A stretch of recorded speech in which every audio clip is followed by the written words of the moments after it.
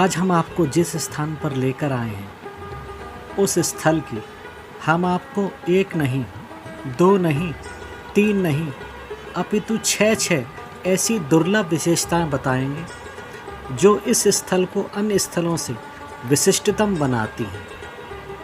तो वीडियो प्रारंभ करते हैं। जय श्री राधे, जय श्री वृंदावन। मैं अनूप मिश्र हमारे आध्यात्मिक चैनल वृंदावन धाम में आप सभी श्री राधा कृष्ण युगल प्रेमोपासकों का अभिनंदन करता हूँ। आज हमारी यह आध्यात्मिक यात्रा पहुँची है एक ऐसे स्थल पर जो अपने आप में अद्वितीय है, श्रृंगार बट। यही तो है इस स्थान का नाम जहाँ आज हम पहुँचे हैं और जो अपने अंदर छह सुदुर्लभ विशेषताएं रखता है। श्रृंगार बट नाम ही अपने आप में उस दिव्य अप्राकृत लीला का संकेत दे रहा है। इस स्थल पर स्थित बट वृक्ष के नीचे हमारे प्रेम मूर्ति ब्रजचंद्र श्री कृष्णचंद्र ने श्री राधा रानी का श्रृंगार किया था।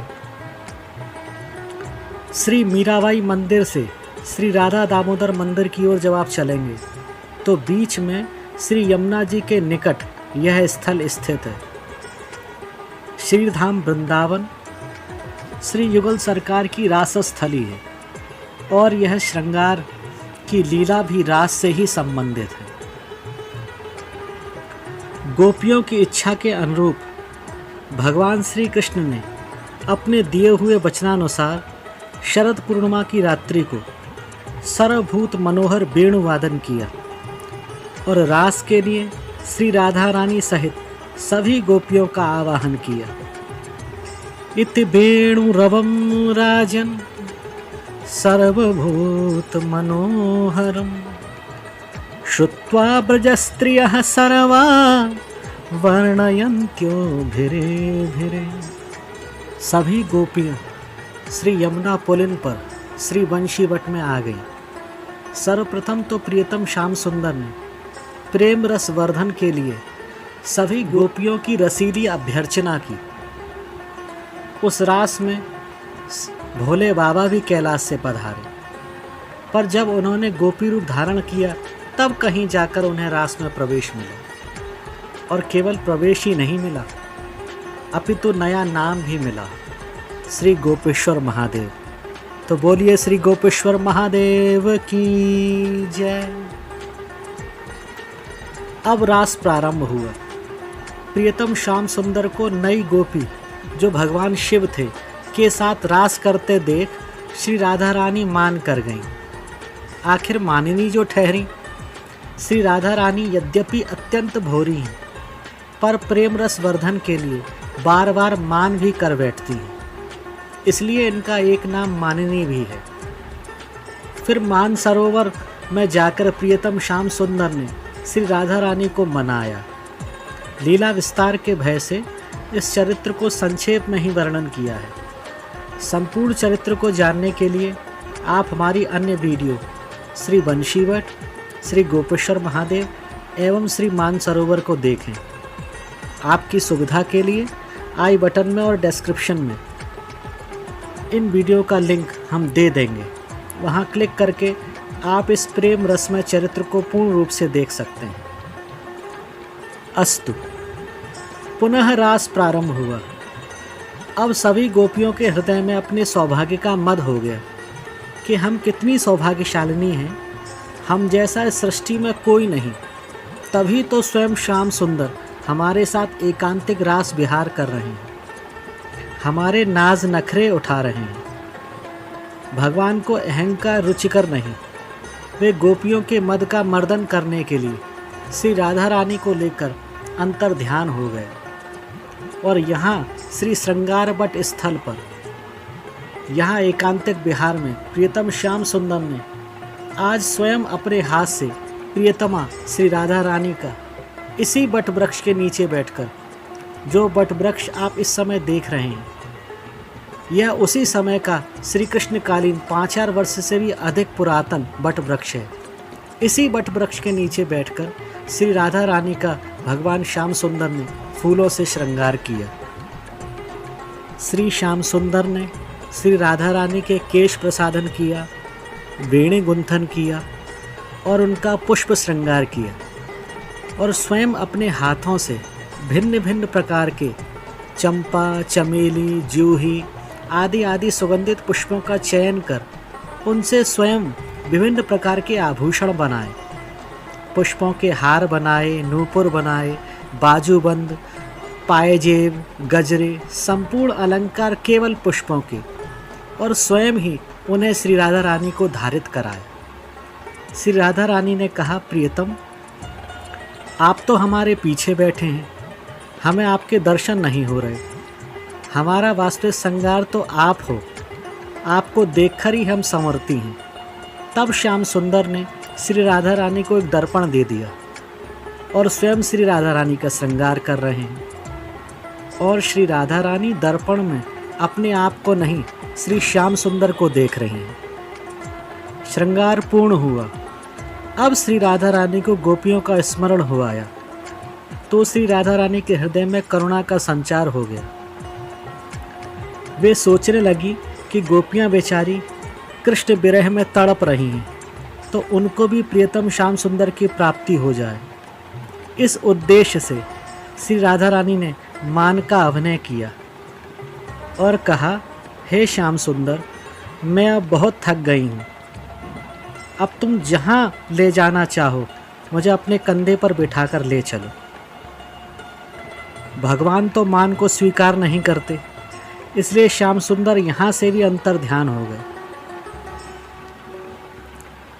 अब तो श्री राधा रानी के विरह की सीमा ना रही और वो उच्च स्वर से पुकारने लगी, हा नाथ रमण प्रेष्ठ, क्वासी क्वासी महाभुजा, दास्यास्ते कृपणाया में, सखे दर्शय सन्निधि। श्री राधा रानी की आवाज़ सुनकर सभी गोपियाँ जो श्याम सुंदर का ही अन्वेषण करते हुए बन बन भटक रही थी, श्री राधा रानी के पास आ गईं, और जब श्री राधा रानी की बिरहावस्था देखी, तब उन गोपियों को अपना बिरह श्री राधा रानी के बिरह के आगे ऐसा लगा मानो सूर्य के आगे दीपक टिमटिमा रहा हो। श्री राधा रानी ने अपना संपूर्ण श्रृंगार उतार कर यह जो रज आपको दिखाई दे रही है, इसी रज पर बेसुध सी लेट गईं। यह वही रज है जहाँ बिरही श्री राधा रानी लेटी थी। सभी गोपियों ने अथक प्रयासों के द्वारा श्री राधा रानी को चैतन्य किया, और फिर सब ने एक स्वर से श्याम सुंदर से क्षमा याचना की। श्री श्याम सुंदर प्रकट हो गए, और एक बार पुनः प्रियतम श्याम सुंदर ने श्री राधा रानी का पुष्प श्रृंगार किया, और पुनः रास प्रारंभ हुआ। यह जो बट वृक्ष आपको दिखाई दे रहा है, इसे नित्यानंद बट भी कहते हैं। बंगाल के श्री नित्यानंद प्रभु यह कोई और नहीं अपितु श्री बलराम जी के ही अवतार थे। अब बलराम जी का बिना अपने कन्हैया के मन कहाँ लगे, सो वे अपने कन्हैया को खोजते खोजते श्रीधाम वृंदावन आ गए, और यहाँ सबसे पूछते हैं, मेरा कन्हैया कहाँ है। गौओं को गले लगाकर रोते हुए पूछते हैं, हे गैया कन्हैया कहाँ है। वृक्षों से, लताओं से पूछते हैं। एक दिन यहीं श्रृंगार बट में इसी बट वृक्ष से पूछने लगे, बताओ मेरा कन्हैया कहाँ है। तब इसी बट वृक्ष से आवाज़ आई, तुम्हारा कन्हैया ही श्री चैतन्य महाप्रभु के रूप में नवद्वीप में प्रकट हुए हैं। ये दौड़े दौड़े नवद्वीप पहुँचे और अपने कन्हैया श्री चैतन्य महाप्रभु जी से मिले, और फिर उनसे आग्रह किए कि आप वृंदावन चलें। कलयुग के प्रभाव से आपके सभी लीला स्थल लुप्त हो गए हैं, उन्हें सर्वजन हित के लिए प्रकट करें। आज आपके घर श्रीधाम वृंदावन में ही आपकी उपासना नहीं अपितु देवी उपासना प्रधानता से होती है, तो अपनी कृष्ण भक्ति का भी ब्रज में प्रचार प्रसार करें। तब श्री चैतन्य महाप्रभु श्री नित्यानंद प्रभु के साथ लगभग 500 वर्ष पूर्व श्रीधाम वृंदावन आए और एक एक लीला स्थल को प्रकट किए। संवत 1682 में श्री रसिकानंद गोस्वामी जी ने यहाँ श्री निताई गौर के विग्रह की स्थापना की। इसके बाद ग्वालियर के श्री दौलत सिंह सिंधिया जी ने इस मंदिर का जीर्णोद्धार कराया।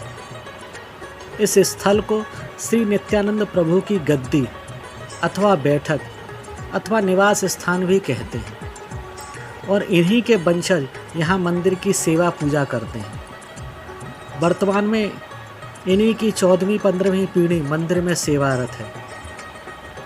संध्या के समय नित्य ठाकुर जी की राग सेवा अर्थात उन्हें भजन सुनाए जाते हैं। मंदिर में अनेकों दर्शनीय ठाकुर विग्रह हैं। मंदिर में मध्य में श्री राधा कृष्ण का धातु में विग्रह है। इनकी बाईं ओर श्री चैतन्य महाप्रभु एवं दाहिनी ओर श्री नित्यानंद प्रभु के विशाल विग्रह हैं।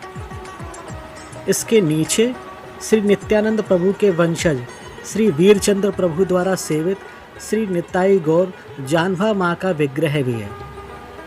सबसे नीचे श्री कृष्ण बलराम एवं सुभद्रा जी का विग्रह है। दाहिनी ओर बगल में श्री ललता बिहारी एवं गिरिराज जी का भी विराजित है। बाईं ओर बगल में श्री लक्ष्मी नारायण का अति प्राचीन स्वप्रकट विग्रह है जो गर्भगृह से स्वयं प्रकट हुआ था। माता लक्ष्मी भगवान नारायण की गोद में विराजित हैं और नीचे श्री गरुण जी एवं श्री ब्रह्मा जी उनकी स्तुति कर रहे हैं। मंदिर में 108 नारायण शिला का भी दर्शन होता है। मंदिर के वर्तमान सेवारत श्री मनोज गोस्वामी जी के अनुसार संपूर्ण संसार में इस स्थान के अतिरिक्त अन्यत्र कहीं भी आपको एक साथ 108 नारायण शिला का दर्शन संभव नहीं है। इनके अतिरिक्त रसिकों की अपनी निज संपत्ति श्री राधा कृष्ण के चरण चिन्ह के दर्शन भी आपको यहाँ प्राप्त होंगे। आप लोग भी यहाँ आएं और इस दुर्लभ स्थान का दर्शन करें। अब आपके लिए एक प्रश्न। वीडियो के प्रारंभ में हमने जो इस स्थान की 6 दुर्लभ विशेषताओं के बारे में कहा था, उनका विशद वर्णन इस वीडियो में भिन्न भिन्न स्थलों पर किया है। आप हमें उन 6 विशेषताओं को और कितने मिनट कितने सेकंड पर हमने वो विशेषता बताई है कमेंट में लिखें। जय श्री राधे, जय श्री वृंदावन।